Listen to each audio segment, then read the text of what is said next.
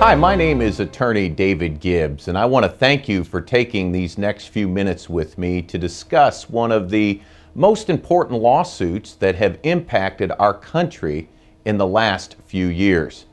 The name Terri Schiavo brings up many memories as people remember back just a few short years ago as the world watched what the United States of America would do with this disabled woman.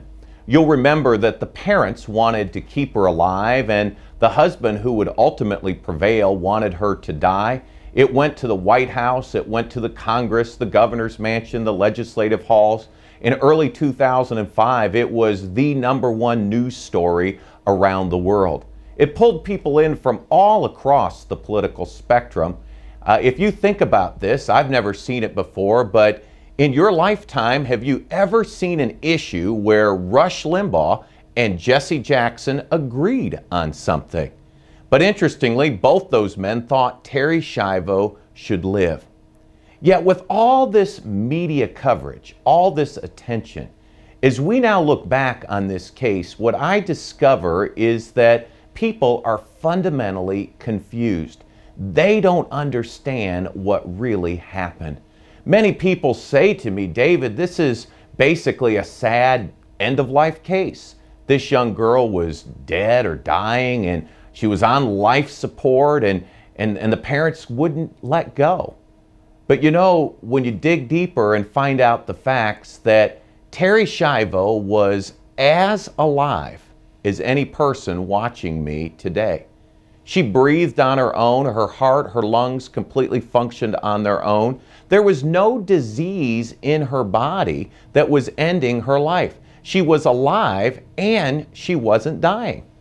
You say, well, Mr. Gibbs, what is the fuss about? What was the lawsuit all about? Terri Schiavo, because of her disability, could not feed herself.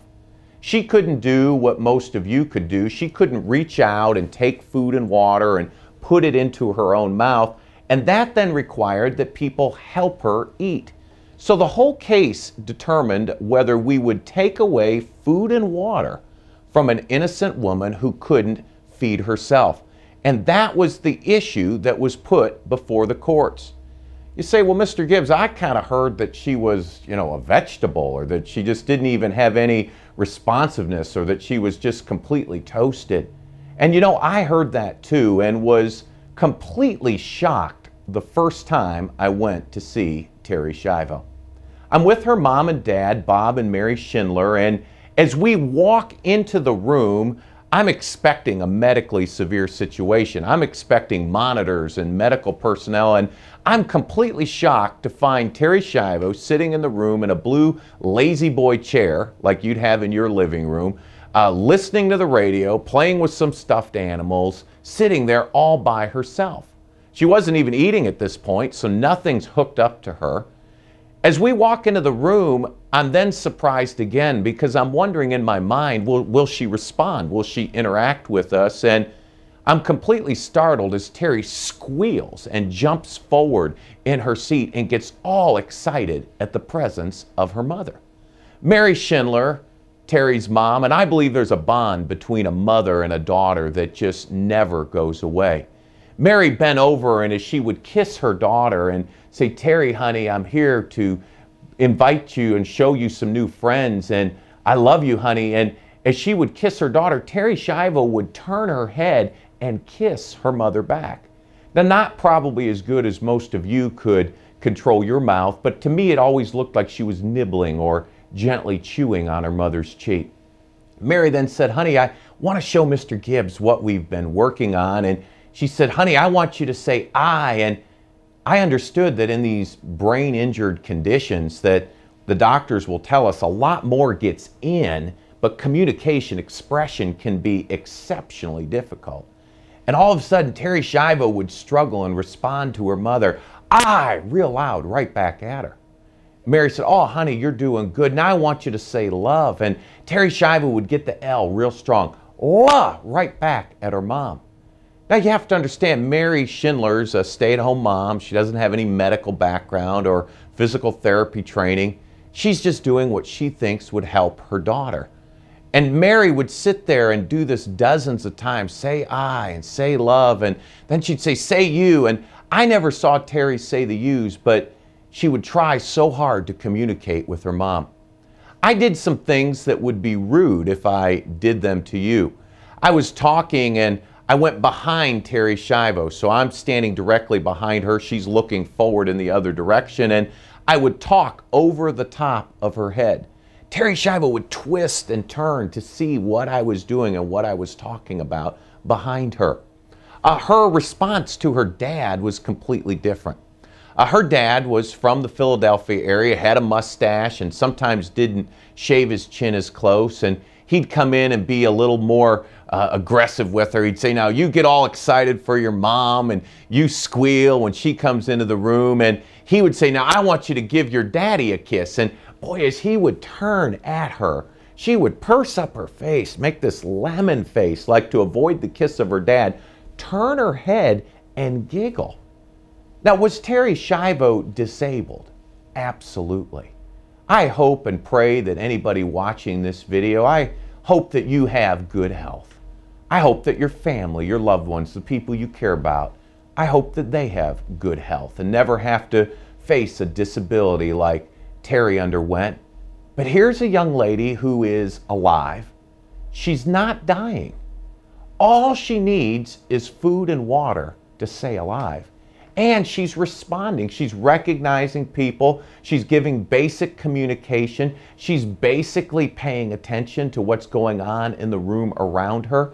And so here you have Terri Schiavo. And we decided with a court that she could have her food and water taken away and slowly die a death by dehydration. You say, well, Mr. Gibbs, now I thought this case maybe dealt with her wishes. I mean, what did she want? And they talk about in the law the right of self-determination, that you should be able to decide what happens to you medically. And that is the law. Now, I caution people to make sure any decisions you make are entered into prayerfully and thoughtfully, and to think about your faith and what you believe before you decide anything of this nature. But the law does allow you to self-determine or to make these decisions. Interesting, in the Terri Schiavo case, Terri never did that. She never had a living will. She never had any medical documents. She was only 26 when she collapsed. And the husband kind of flip-flopped in how he handled all of this. To give you a very quick timeline, Terri Schiavo's 26 years old. And she collapses on the floor of her home and would suffer a temporary deprivation of blood and oxygen to her brain, and that would create the disability that would be with her the rest of her life. And Terri, in the early days, 1990, her husband gave directives. He said, do everything you can to keep my wife alive. And Terri began to recover and do quite well. I'm told that she was actually walking a little bit with the help of bars and speaking more clearly in the early 90s. And then they began to run out of money. And the husband got the idea that we'll sue some doctors. And he proceeded to sue some doctors for malpractice, and actually stood before a jury in 1993 and said, I want to take care of my wife for the rest of her life. He asked for $20 million. The jury didn't give him $20 million, but he was given a multi-million-dollar verdict. And right there in the year 1993, 1994, everything began to change. The money came in, and number two, the husband got a new girlfriend. Now you can see the natural tension that would exist as you have a disabled wife and now you have a new girlfriend, and the money came in. And the husband went back on everything that he had promised the parents, that he would love and take care of his wife, their daughter, for the rest of his life. And he now decided that really Terri wouldn't want to live like this.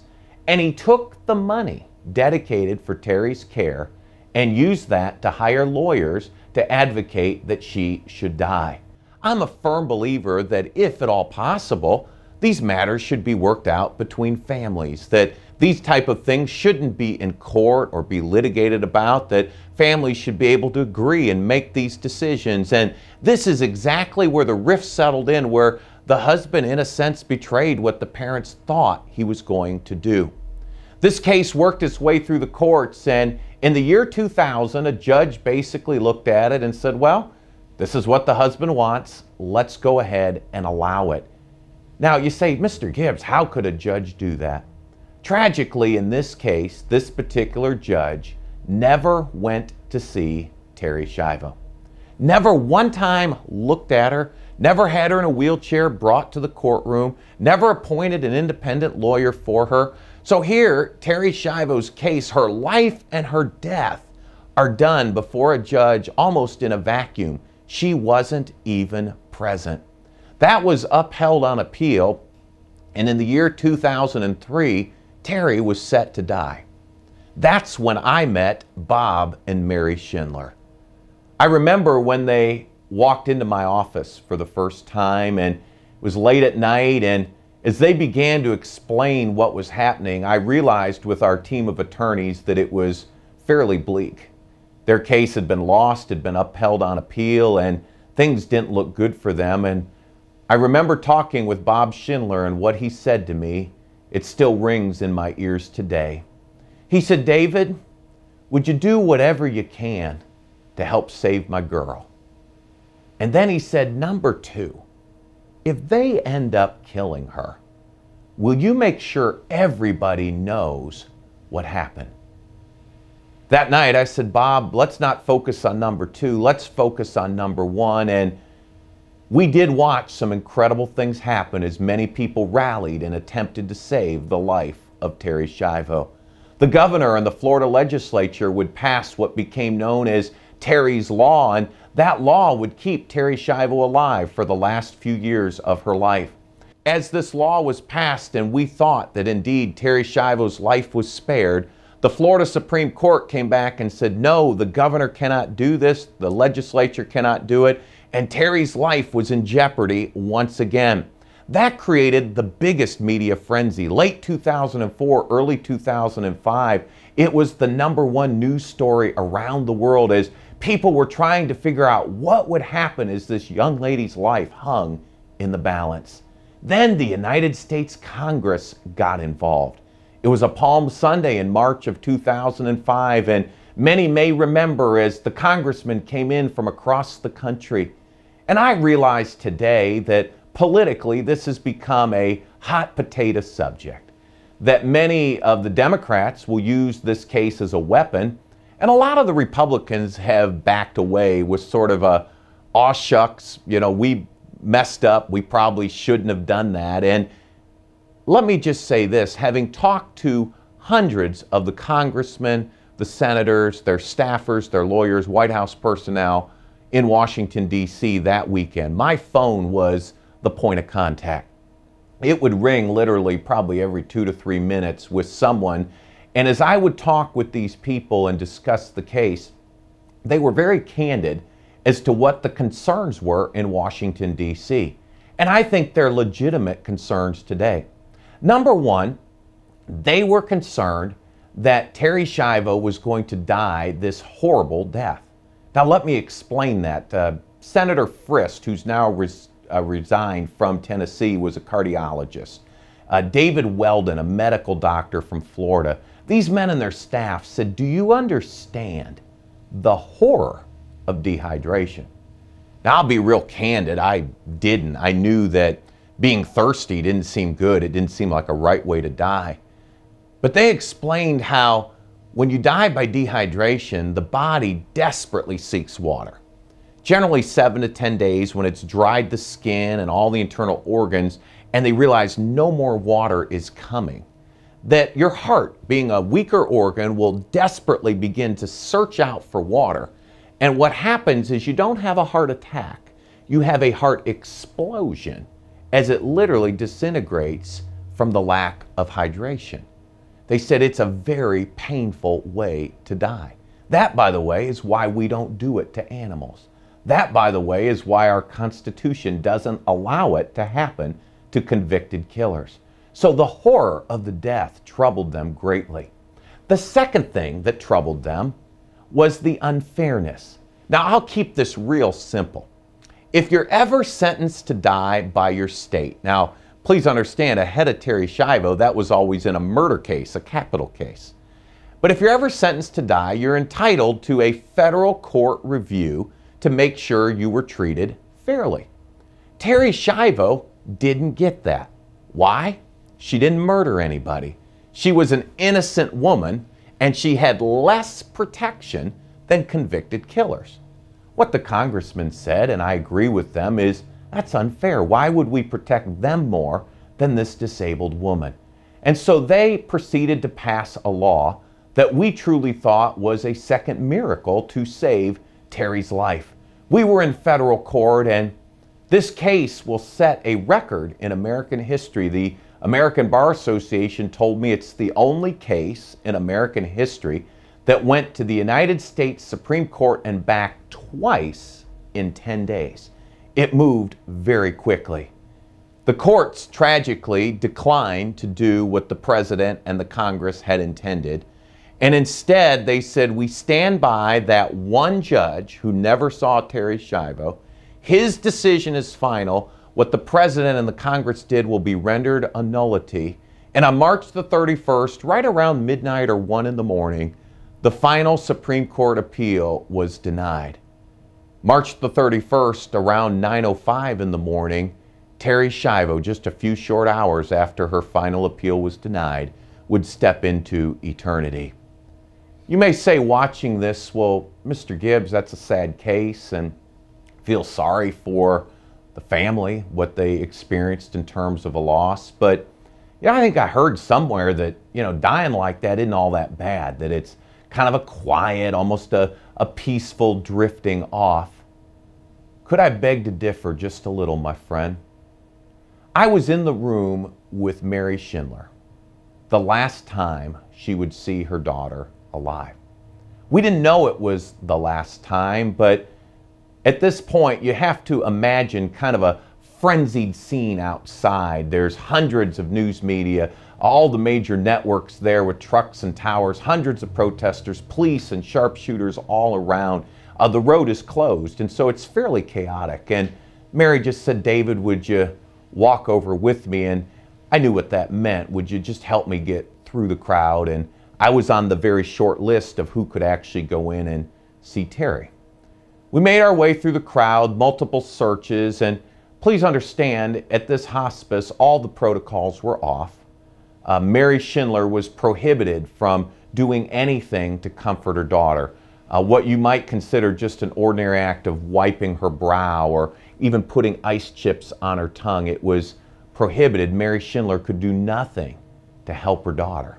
There would be an armed police officer behind her at all times to make sure that indeed she didn't in any respect do what would be in the heart of every mother to do, to reach out and to provide comfort and love to a daughter.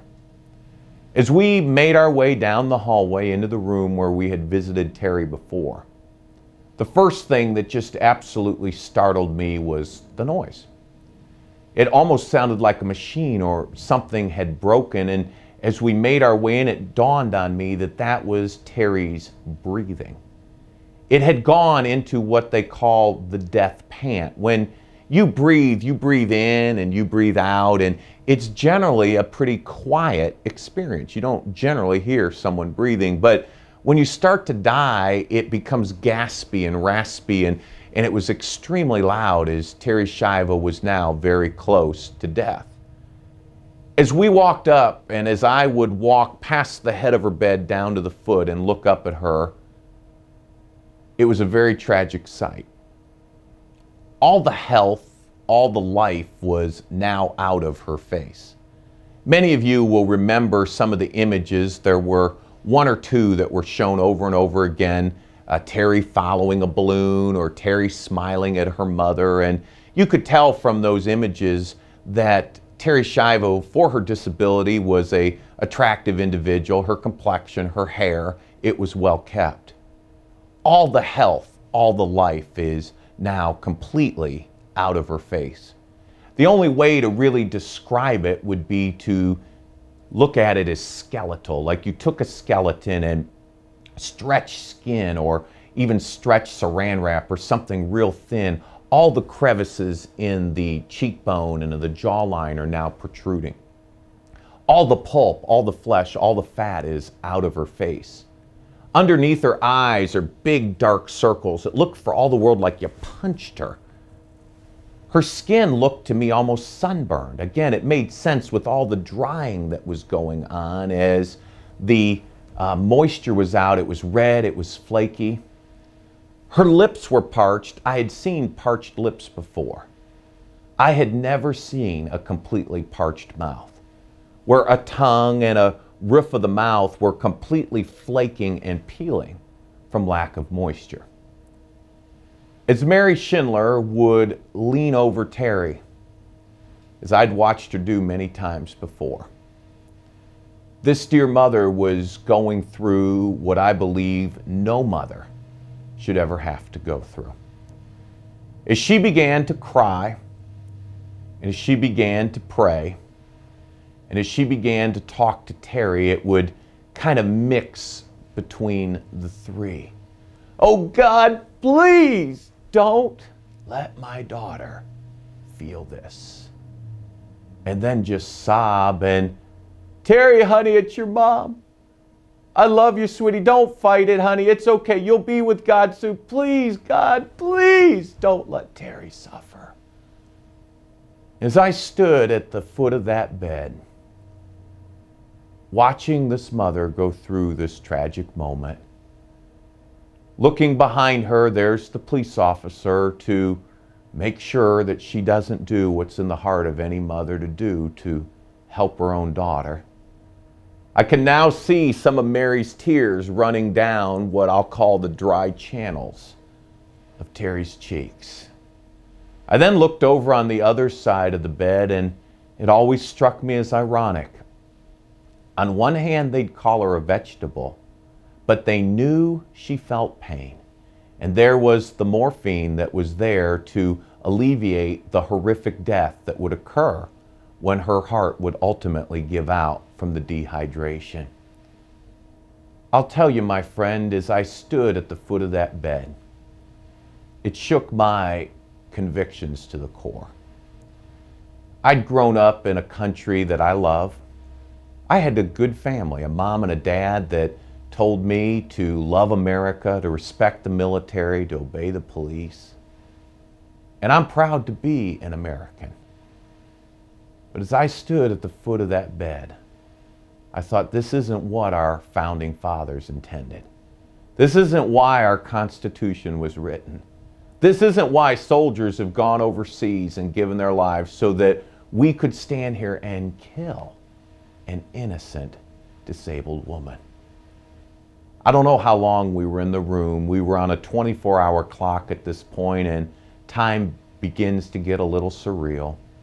Probably 20, 30 minutes. Mary Schindler would turn and walk out into the hallway and never go back. She said, I just can't do it. It's killing me to see my daughter like that. As I would join her in the hallway, Mary would take my arm for just a minute to stabilize. We were timed to get out. We couldn't dally about. But as she was blotting the tears from her eyes and waiting for the mob that would greet us both outside, I'll never forget what Mary said to me. She said, David, I'm no lawyer and I'm no doctor. But she said, what I don't understand, why do they have to kill my little girl? I said, Mary, you know I'm a lawyer and I'm no doctor. I don't know. It doesn't make sense. And my friend, whether you're watching this and your perspective is one of sympathy for the parents, or maybe your perspective in watching this is you feel more inclined towards the position of the husband. That is a haunting question that was through this whole case. When you have a mom, when you have a dad who are willing to take care of the daughter, why did we have to insist that she die? You know, that was what the international media focused on. This case was covered worldwide. I did interviews in every continent around the world. And they asked questions like, Mr. Gibbs, by what moral authority does America let this girl die? And I think you can agree with me, there really is no moral authority to do what we did to Terri Schiavo. Let me share with you just a couple of the spiritual lessons that I personally learned going through this case, and I challenge you as you watch this video to ask yourself these questions. I believe, number one, that God is the giver of all life. And I believe that after this case, we have to decide, will we defend life as a gift from God? Please understand, there's a different side. There's people who say life is an accident, it has no purpose, it was all a big spontaneous evolutionary moment, and there is no creator, there is no God, there is no giver of life, and I just respectfully disagree. I believe, according to the Word of God, that God gives life, and God allows good things, and God allows bad things into every life. But I believe that God and God alone should end life. And I challenge you to be a person who respects each and every life as something that is sanctified or special, that there's a sanctity to each life from God Himself. Number two, I'd encourage you as you think about this case to have a heart for what I call less than perfect people. I had someone come up to me after the case and say, David, you did a good job. I saw stuff on TV and the internet, and I really appreciate what you did, but you know, I don't understand, why would someone waste their time on a person like Terri Schiavo? I mean, why would you put all that effort? She's not going to vote, she's not going to get a job, she's not going to pay a legal bill. Why would you do it? And you know, my friend, there's a simple and a short answer. And you can find it in Matthew 25 and verse 40. The answer is people like Terri Schiavo matter to God Himself. In Matthew 25 verse 40, and I'm paraphrasing here gently, but what God says is, what you've done unto the least of these, my brethren, you've done unto me. Wow. What we did to Terri Schiavo, we did to God Himself. It broke my heart to think that ahead of the Terri Schiavo case, maybe I was too busy to even see the least of these. I'd lived my life and I needed to see people, and we're in a culture where it's win-win. You do for me, I'll do for you. And if you're not careful, my friend, all of life can become a negotiated selfishness. You know who the least of these are? They're the people who can't do anything back for you. Oh, that could be a senior citizen. That could be a disabled brother or sister. That could be someone else's child. That could be someone living on the foreign field. And you know what? Those people can't do anything for you. But you know what God says? He says, what you do unto them, you did unto me. I hope and pray we defend life. I hope and pray we develop the heart of God for the least of these. And then I challenge you, number three, to make sure that you make all your decisions in light of eternity. A lot of people got out of the Terri Schiavo case a lesson I don't agree with. Go get a living will, and then you won't have this problem. But most living wills, my friend, are very pro-death. They read kind of like, kill me quickly, and I won't sue. And I don't believe those are the best ways to approach these issues. Let me share with you a short testimony. A lady came to me and said, Mr. Gibbs, my dad was an unsaved man and very pro-death in his orientation. He had a living will, a do not resuscitate. He always told us, don't keep me alive. I got the word one day, ma'am, your dad's rushed to the hospital, you're next of kin. What do we do? And she said, Mr. Gibbs, I disobeyed everything my dad told me. I said, keep him alive. We've got to come share our faith with him one final time. We rushed to the hospital, and it was very difficult communication, but we think that with the blinks and the squeezes that maybe Dad trusted Christ. as his Savior, but we couldn't be sure. A few more days went by. The doctor said, "Ma'am, it's hopeless. Would you turn off the machines?" And as we turned off the machines and waited for Dad to die, he didn't die. Actually would live for another 2 years. This man would go home and live by himself, drive himself to church 3 times a week, read through his Bible many times, and always thanked his daughter for ignoring his wishes and making sure he knew Jesus before he died.